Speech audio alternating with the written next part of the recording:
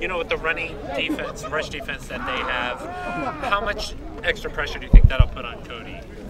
Well, you know, everybody's got pressure on them for the game. It's not, you know, they've got a great defense. You know, it's run, it's pass, it's all of that. So, you know, you just got to play well. That's the key. How are you doing handling the pressure on you, if at all? You know, it's football season. It's been that way for 37 years. I mean, every game is like the Super Bowl, you know, and it truly is. It doesn't change. First game, you know, good season, rough season, every game is always the same. You know, there's nothing else new about that.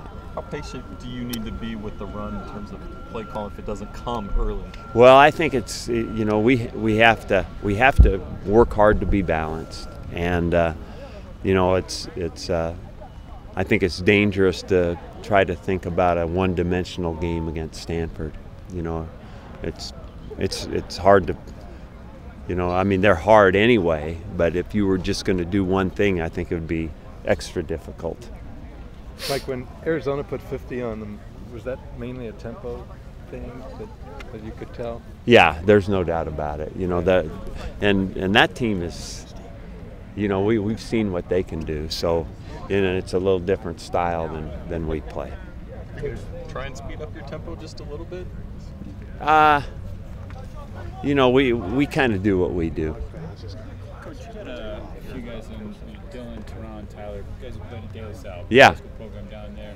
I mean, Stanford doesn't have anybody. Talk about what you know about De La Salle as a program, and then kind of, you know, the three guys that you have. Oh, you know, it's a great program. I've been impressed with that school ever since I first visited there in 1993 when I started recruiting the Bay Area, and so it's been fun to get to know the people down there, and it's always good to be able to get a player or two or three or four out of their program because they learn how to do it right in that program. It seems like there's some similarities between what Coach Sledis does and what you do here as far as preaching community and kind of brotherhood there. And I mean, maybe the transition isn't as shocking. Well, I hope that's true. It would be nice to be compared to some things that they have in that program. And I think that one of the things in common for sure is that longevity.